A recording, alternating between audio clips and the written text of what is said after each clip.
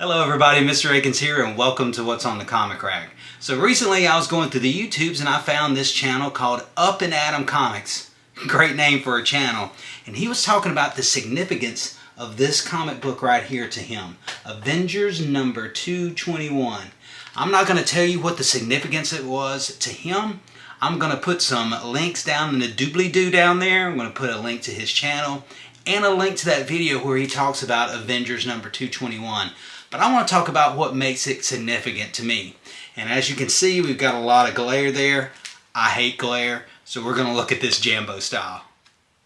Now we can see this cover in all its glory. And when I mean glory, I'm talking about this comic book has been well loved and well read. Got a lot of spine ticks. Even have a little dog ear there. If you're looking through my collection, all the books from this era are going to look like this. They're well loved and well read. And what makes this one so significant in my collection, I really love the Avengers, and this was the comic book. From this point forward, I did not miss a single issue of Avengers from this point all the way to the end of Volume 1. I got Volume 2. I think I got everything in Volume 3, and after that I may have started to drop off. There may be some that are missing, but from Avengers 221, I did not miss a single issue of the Avengers, one of my favorite titles. So that's one of the reasons it's significant in my collection. Another reason it's significant, it was my real introduction to the She-Hulk. I knew of the Hulk, but I didn't realize there was a female version of the Hulk. And in this comic book, I'm not sure what they were trying to do with her personality. I don't think they knew what her personality was at this point. I think her solo series had ended. They had this character, they needed to put it somewhere, and I think they decided on the Avengers.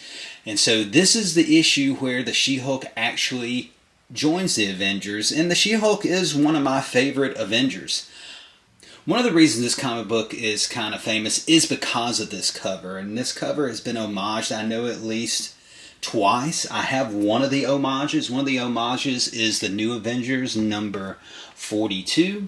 This is the homage. This is during the Secret Invasion. But this cover right here, where you have to pick, I think all these characters except 3 eventually become members of the Avengers. But in this one, it's the She-Hulk, and then Hawkeye rejoins the Avengers in this one.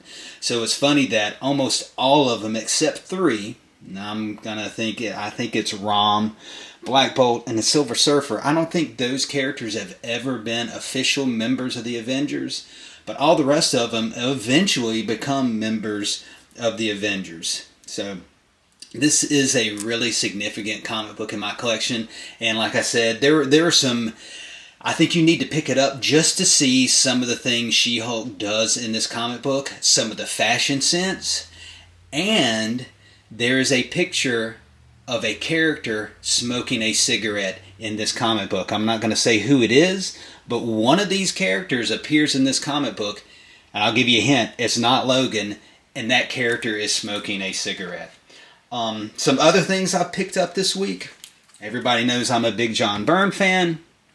And I picked up a copy of E-Man in the dollar bin. Now, the main story is not done by John Byrne. In the back, there are some, he did a backup story in the back featuring Rog 2000, a robot. And this is some early John Byrne art, and I was really happy to be able to pick that up for only $1. And the other 2 things I've picked up are Tales of Suspense, number 96. I'm still working on my Tales of Suspense run. I haven't read this one yet. Just picked it up a couple of days ago. Really excited about getting this one in my collection. I think it's a really, really cool cover. I'm probably going to get everything in Tales of Suspense except number 39. I think that one's just way out of my price range. I just can't justify spending that much money on a comic book. And number 67. Another very, very cool cover. Haven't read this one either. I think I'm going to collect all these Tales of Suspense before I actually read them. I know in one of my last videos I talked about me reading all of Iron Man Volume 1. I'm just about complete with that, and I'll probably do some videos talking about that. And there you have it. A couple of new pickups I picked up recently and why Avengers number 221 is significant to me.